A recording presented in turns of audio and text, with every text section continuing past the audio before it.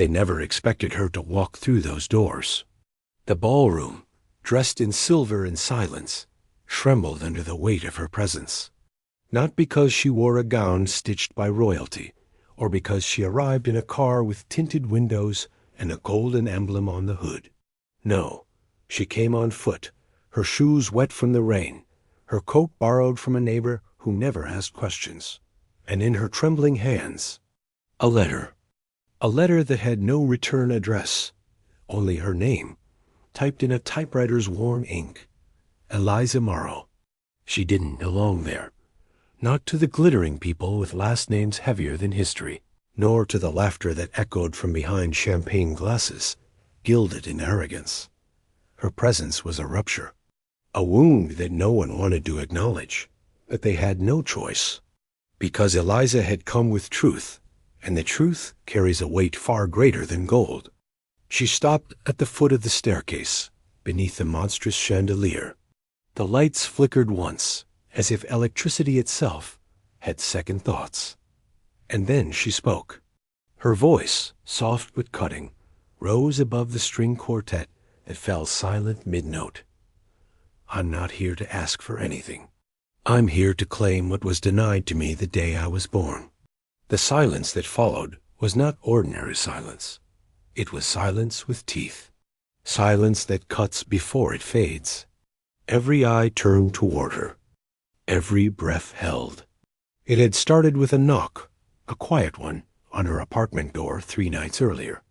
A man in a long black coat had handed her the envelope without saying a word. When she looked up, he was already gone. Inside, the letter. And a key. She didn't know it yet, but that was the moment her life split in two. Eliza had lived simply, on the top floor of a crumbling building where nothing worked except the old radiator that hissed like a snake. She cleaned offices, scrubbed marble floors with her hands, sometimes stared too long at the portraits on the walls, oil-painted smiles of people who would never know the weight of hunger. Her mother, gone now, had never spoken of the past, never told Eliza who her father was, only that he was someone unreachable, like a star or a god. Eliza never questioned it. She never expected more, until the letter. In it, the name of a man she'd only seen in newspapers. A tycoon, a magnate, a man surrounded by myths and protected by money. Theodore Graymont, and 5 words written in ink that bled slightly with time. You are his only child. At first, she thought it was a cruel joke. But the key opened a safety deposit box at an old bank that smelled of mothballs and forgotten fortunes. Inside, a will, dated, signed, sealed with the insignia of Graymont's private legal firm. It said everything. It named her. Not as charity, not as a secret to be hidden in the shadows, but as heir, the only heir. Sound of footsteps echoing across marble. In the ballroom, the Graymonts watched her as though she were a hallucination. Men in suits that cost more than her rent, women whose perfume clung to the walls like guilt. There was Richard Graymont, Theodore's nephew, whose ambition had been public and merciless. He held a glass of bourbon that no longer seemed steady in his hand. Beside him stood Eleanor, the matriarch, eyes sharp as razors. She had buried Theodore 6 days earlier, and already worn mourning like a medal. You have no right to be here, she said, every syllable coated in venom. But Eliza didn't flinch. She reached into her coat and unfolded the documents. I have every right. She handed them to the notary in attendance, a formality for the will's reading, a spectacle for the wealthy. The man adjusted his glasses, looked at the papers, and then looked again. The color drained from his face. This changes everything, he whispered. Eliza said nothing. There was no need. Truth, when it arrives with proof, doesn't need to shout. The ballroom cracked under its own silence. Conversations died mid-sentence. Laughter turned to silence. The string quartet never resumed. Richard stepped forward. This is some kind of fraud. My uncle would never. But the notary raised a hand, trembling. It's authentic.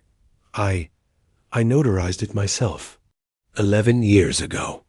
Eyes turned to Eleanor, cold, calculating. But even her spine seemed to bend for a moment, like steel when heated. Eliza, she said, her voice softer now. Let's not do this here. But Eliza shook her head. I was erased before I had a name. Tonight, I reclaim it. She remembered the night her mother died. The hospital's fluorescent lights flickering overhead. The last words whispered between coughs. He loved you. But they wouldn't let him choose you. Eliza hadn't understood then. She did now. She wasn't the mistake. She was the consequence of someone else's cowardice, and of an empire that chose legacy over love. She wasn't there to destroy the Greymonts. She was there to exist. And for some people, existence is the most radical act of all. Piano continues, slower now. A low cello joins beneath. The will was read. The language was clear. Everything, assets, properties, shares, the Greymont name itself, passed to Eliza. But it wasn't the money she sought. It was the dignity. She watched as the faces around her rearranged themselves. Some in shock, some in denial. A few in a quiet, painful recognition. And then came the photos. Proof number 2. A box she found in the deposit vault. Dozens of pictures. Theodore holding her as a baby. Letters he'd written but never sent. Journal entries in his familiar hand. I see her in the crowd sometimes. Always from a distance. I wonder if she knows who I am. He had been watching her, loving her, quietly. And maybe afraid. And that fear had cost them both a life. The days that followed were not filled with celebration. They were quiet, tense. The kind of silence that only descends after a fault line has split open. The newspapers spun the story as they always do. Illegitimate daughter emerges. Heir from the shadows. Scandal at Greymont Estate. Eliza read none of them. She stayed at a small inn outside the city, away from the mansion, away from the lawyers, away from the vultures who now circled her with hollow smiles and intentions dressed in velvet. She didn't want their sympathy. She wanted space to feel, to understand. The man she'd spent her life imagining was gone. And yet, in his absence, he had finally reached out. She studied his handwriting late into the night. The pages trembled under her fingertips, not because of their age, but because of what they carried. Regret, longing, apology, and a promise. One day I will make it right. He had tried. But the family, Eleanor, Richard, the rest of them, had buried her existence like a shameful relic. They had hidden the papers, bribed the lawyers, cut him off every time he tried to speak her name. She wasn't a scandal. She was an erasure. The next confrontation came at the reading of the revised trust. This time, in a private room lined with leather chairs and thick books that had never been opened, Eliza sat across from them. Richard, arms folded, his jaw clenched so tight it looked like it might shatter. Eleanor, still wrapped in her widow-black silk, sipping tea with hands that didn't shake, but eyes that finally did. The lawyer cleared his throat. Ms. Morrow is not only the sole heir named in Mr. Greymont's final will. She is also listed as the primary trustee of the Greymont Foundation, effective immediately. Eleanor's cup hit the saucer with a crack. This is nonsense, Richard spat. That foundation built schools, hospitals. It can't be left to. A janitor? Eliza said quietly, meeting his eyes. The room froze. I know what you all think. That my hands are too rough to hold anything delicate. That because I wasn't raised behind these gates, I don't deserve to walk through them now. She paused, voice firm. But I know what it means to need help, to sleep cold, to hunger. Maybe I'm exactly who should run that foundation. It wasn't anger in her voice. It was clarity. The final proof came in the form of a recording.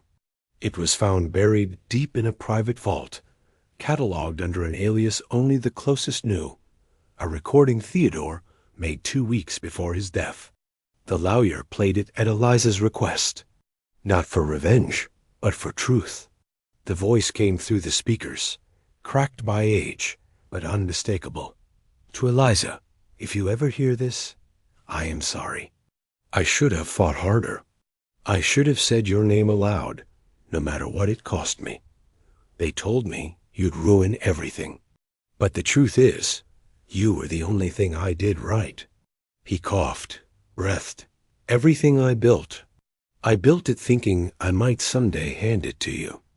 If you're hearing this, they couldn't stop it. And that, at least, means something. The room went still again. Not a stillness of peace, but one of reckoning. No one could deny it now. Not even Eleanor. She sat, hands in her lap, her eyes finally no longer looking down on Eliza, but at her, not as a threat, as a daughter. That evening, Eliza walked alone through the garden behind the Graymont estate. It had once been closed to her by invisible fences, class, silence, lies. Now it opened without resistance. The roses were just beginning to wilt. The air smelled like old rain. She sat on the stone bench beneath the statue of a lion, Theodore's symbol.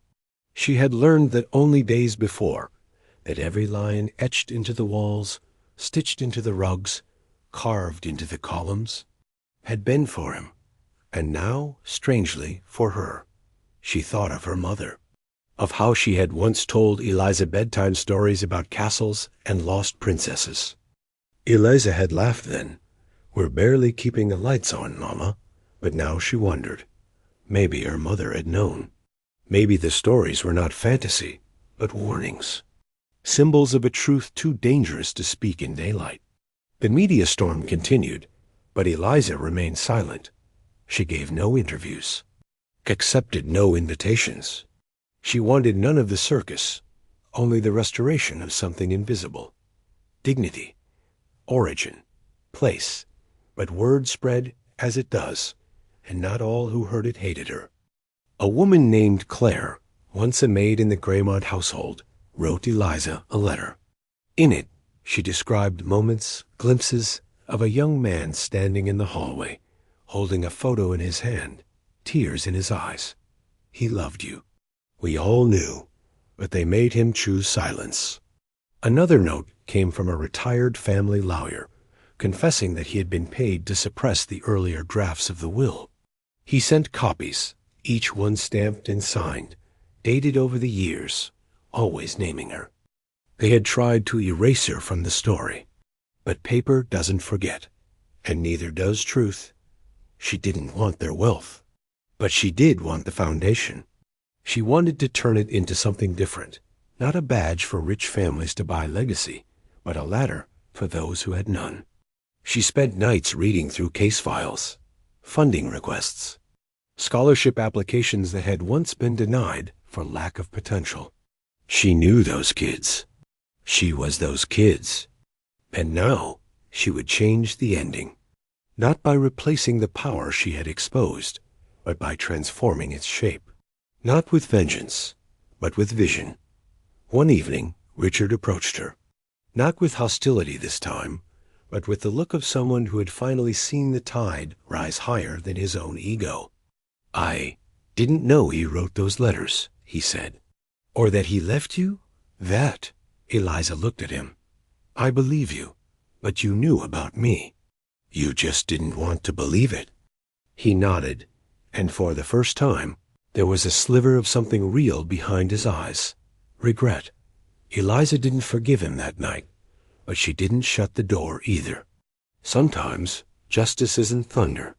Sometimes it's a quiet shift, a softened heart, a bridge rebuilt. She held a small memorial 2 weeks later, not for Theodore the tycoon, but for the father she never had. No press, no eulogies, just a candle, a photo, and her voice. "I don't know who you could have been to me," she whispered, "but I know who you were, and I forgive you." She didn't cry. Not out of strength, but because sometimes the soul feels more than tears can express. She walked away from the flame and into the dark garden, and for the first time in her life, she felt her steps echo back with presence. She existed, not as a shadow, but as herself. Eliza returned to the city, not as a guest, not as a mystery, but as someone seen.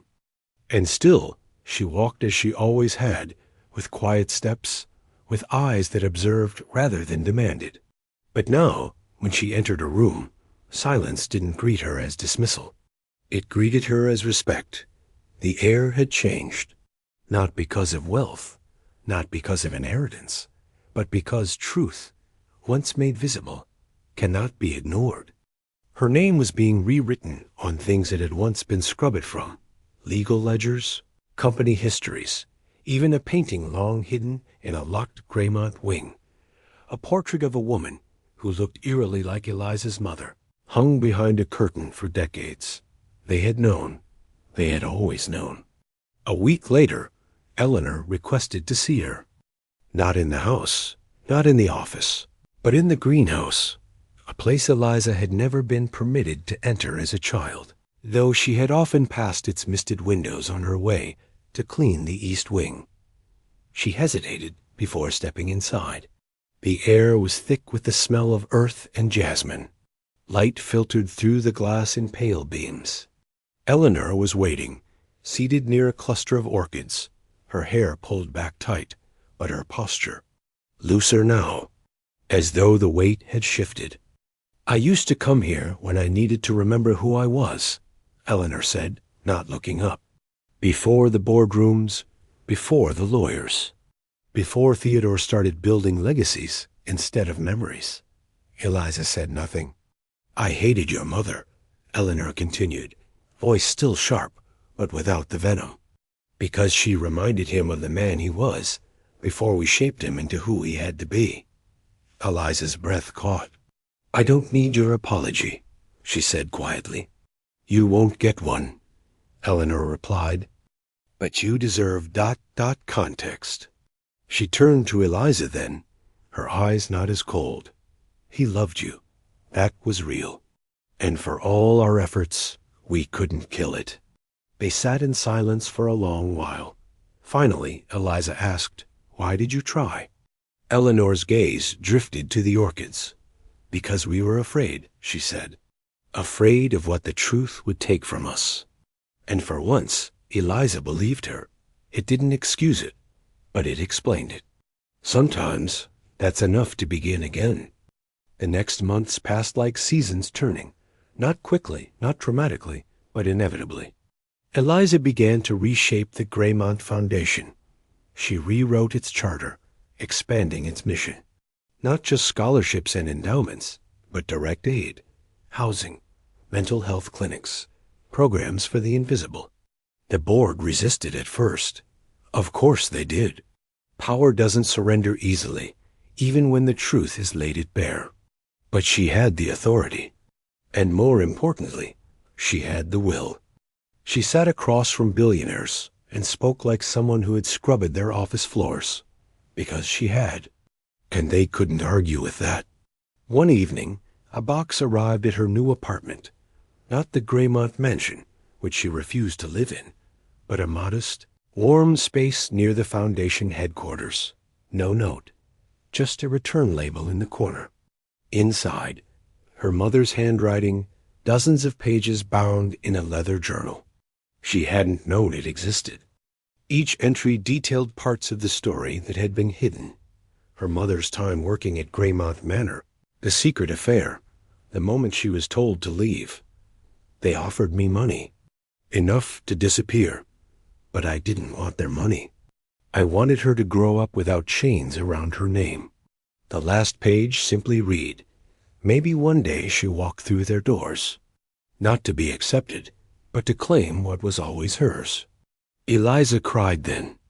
Alone in the flicker of candlelight, she let herself feel it all, not just grief, but relief.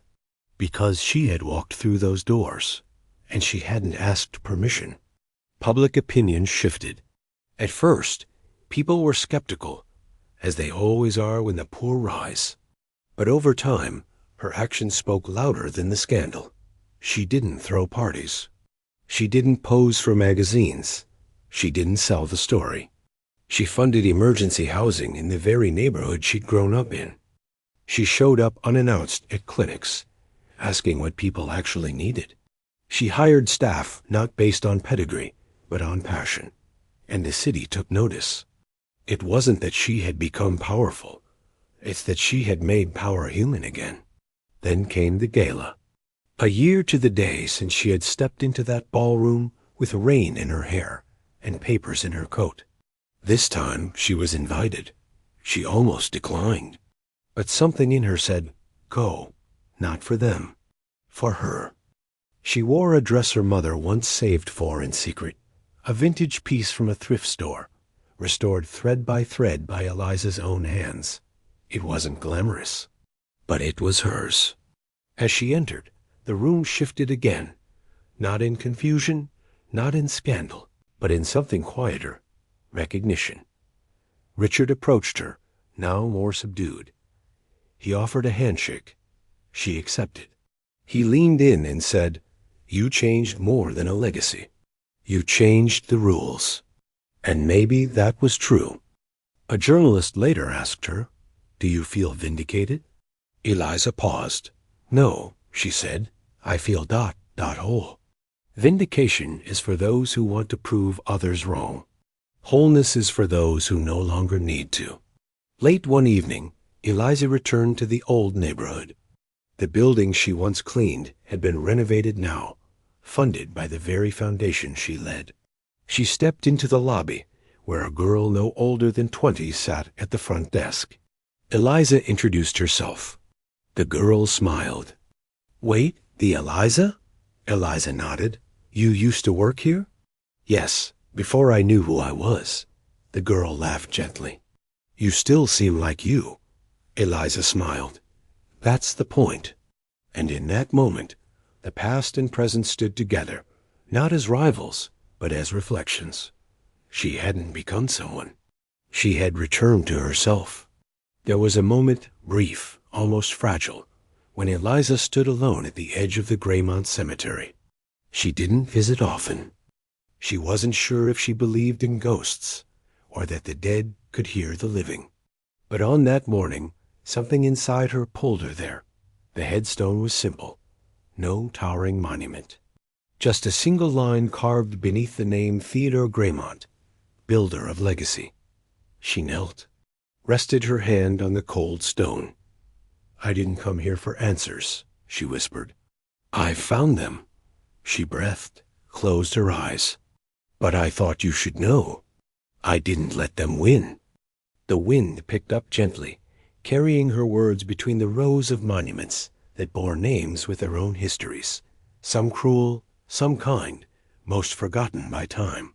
Eliza stood again, taller somehow, though her shoulders carried more than they ever had. And she walked away, not from grief, not from blood, but from the silence that had once tried to claim her. In the months that followed, she kept her life small. She still took the train, still answered her own calls, still drank her coffee from the same chipped mug she'd carried through a dozen apartments. Power hadn't changed her, but it had revealed her, and in that clarity, Eliza found purpose. Not as someone who needed to be seen, but as someone who could finally see herself. The foundation continued to grow. With her guidance, it reached corners of the country long ignored. Rural schools, forgotten towns, shelters where mothers slept on floors beside children. She insisted on transparency. Every dollar accounted for. Every promise written, not whispered. It wasn't about reputation. It was about repair. Because she understood what it meant to live under ceilings that never rose. To be told that you were a footnote when you were, in fact, the beginning of the story. And now, she wanted others to feel what she had once only imagined, possibility. She was asked to speak at a university. A lecture hall where once she might have only mopped the floors. She stepped onto the stage wearing a linen shirt, no makeup, no designer label, just truth. And truth, she had learned, was enough. She looked out at the crowd, rows of young people, many of them from places like hers, with names that didn't open doors, with dreams that barely fit the walls of their rented homes. She paused before she spoke. When I was 16, she began, I was told I didn't belong in rooms like this, that I wasn't smart enough, polished enough, important enough. A hush fell over the auditorium. I believed them. She let that settle. But the truth is, they were protecting something. A story that said power only belonged to certain names, certain zip codes, certain bloodlines. She looked out at them. They were wrong, and the applause that followed wasn't loud. It was deep, like recognition, like healing. One evening, after a long day at the office, Eliza found herself walking without purpose. No destination, just movement. She passed buildings that once felt taller than they were, stores she used to window shop without hope, people who now nodded in recognition, not of fame, but of something quieter, integrity. As she turned a corner, she saw a boy sitting on the steps of a closed community center. His backpack was torn, his sneakers too small. He looked up. You're her, he said. She smiled. I might be. My mom said you used to be nobody. Eliza's smile faded, but only slightly. No, she said. I used to be invisible. That's different. The boy nodded slowly. You think people like me can be somebody? Her voice softened. You already are. She sat beside him. And for a moment, the city didn't feel so cold. As the anniversary of Theodore's death approached, the board requested a public memorial, a statue. Eliza refused. We don't need bronze, she said. We need change. Instead, she proposed something else, a school, built on land the family had long hoarded for development. It would be named the Graymont Center for Open Futures. They pushed back, but the vote passed. Because the truth was no longer behind closed doors, and neither was she. The building was completed the following year. On the opening day, Eliza stood at the gate as buses arrived, bringing children in uniforms their families didn't have to pay for. She watched them run across the courtyard, backpacks full, voices loud. Laughter echoed against the stone columns.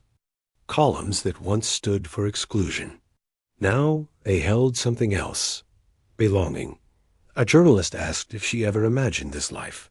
No, Eliza said, but my mother did. In the final file left behind in Theodore's vault, buried beneath contracts and bank documents, there was a single photo, torn at the corner but still intact. It showed a woman holding a baby beneath a tree, written in faded ink on the back, my legacy, not a company, not a foundation, a person. Eliza had it framed, not in gold, but in wood. She placed it on her desk beside a small plant, a hand-carved lion, and a single candle she lit each morning. Not for grief, but for memory, for reminder. Eliza never took the Graymont name. She kept Morrow. It wasn't defiance. It was respect. Her mother had given her that name with nothing but love and an old suitcase. It had carried them through storms, through nights of hunger, through years of silence. Now it stood among marble and title. Proof that names do not need power to hold value. They only need truth. Eliza never locked the foundation offices at night. Not anymore. She said doors should stay open, as long as someone out there was still knocking. And always someone was. There comes a moment, not always dramatic, when the past and future meet in quiet understanding.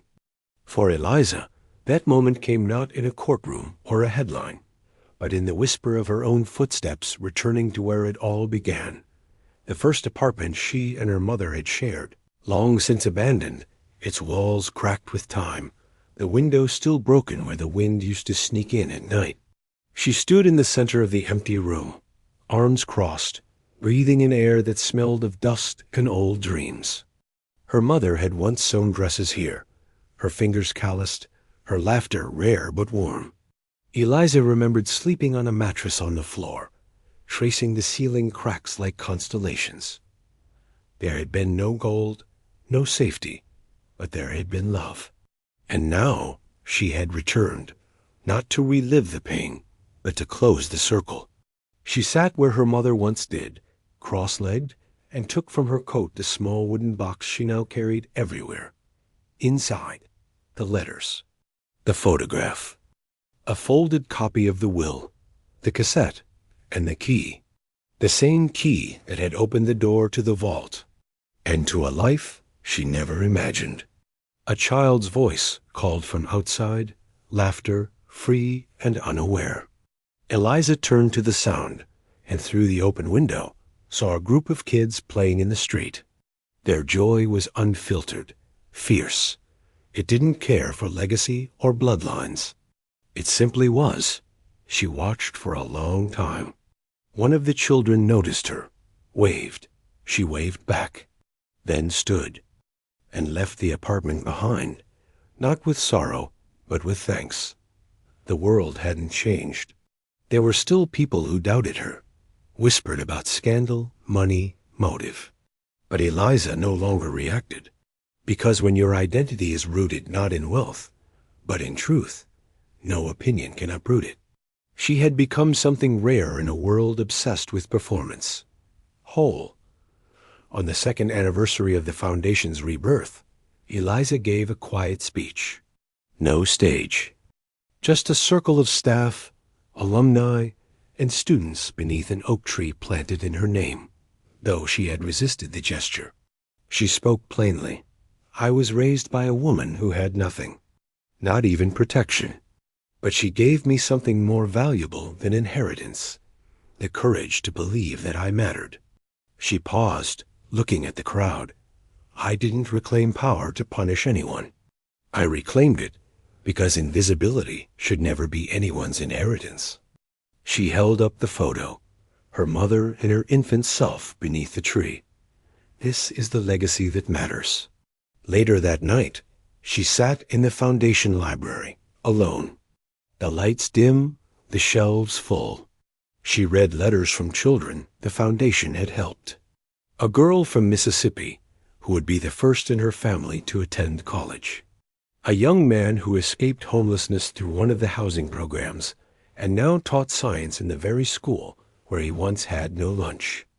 She read their words like scripture, not for pride, but for reminder that the wounds of the past, when exposed to truth and tended with care, don't disappear. They become roots. And roots give rise to new things. A staff member interrupted quietly. There's someone here to see you. Eliza hesitated. At this hour? She walked into the lobby, and there stood Eleanor Graymont. Older now, smaller, not in stature, but in presence. She held a sealed envelope. I found this in one of Theodore's old desk drawers. I don't know why he never gave it to you. Eliza opened it slowly. Inside, a hand-drawn sketch, a home, a garden, a child holding a lion-shaped toy, and a single line beneath it. For the life I wanted for her, but never gave. Eliza looked at Eleanor, who did not speak further. She only nodded, a gesture not of apology, but of surrender. A quiet passing. Then she left, and Eliza remained, holding the sketch, a dream once denied. Now, in her hands, she never displayed it publicly. She kept it in her private room at the Foundation, next to her mother's journal, and the first grant form ever approved in her name. Time moved forward, as it always does, but some truths remained. She visited schools with her sleeves rolled up, took questions from children who asked blunt things like, "Are you rich now?" She would smile and say, "In a way that matters," and then talk to them about books, about choices, about names. how names are not just given, they are earned and reclaimed. One day, at the Graymont Center for Open Futures, a young woman approached her with trembling hands. "My mother said you changed everything." Eliza looked at her, surprised. "How so?" The girl's voice cracked. "She was like you, raised alone, hidden. Until your story, she thought she was nothing." Eliza's heart paused. The girl added, "Now she teaches. She says you gave her permission to believe." Years later, Eliza would grow old, as everyone does, but her face remained calm. Not unmarked, life had left its lines, its shades. But each wrinkle told the story of a woman who had been erased, and who rewrote herself back into the world, not with fury, but with grace. She was asked, once, how she found the strength to confront so much. Her answer was simple. "I didn't confront them. I confronted the silence." And silence, when faced with truth, cannot remain. She died in her sleep. No headlines screamed. No scandal erupted. But the city dimmed its lights for an hour, not by decree, but by instinct, because she had touched something sacred in all of them. Not ambition, but worth. Her funeral was quiet, by request. Instead of flowers, donations went to build a new center in her hometown. Instead of eulogies, her letters were read aloud in her own words. And beneath the final letter, she had written, "I was not born into greatness. I was born into silence. But I chose to speak." And that, in the end, was enough.